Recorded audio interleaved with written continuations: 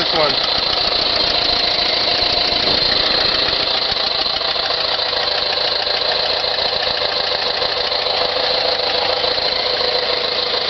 I am seeing no leaks.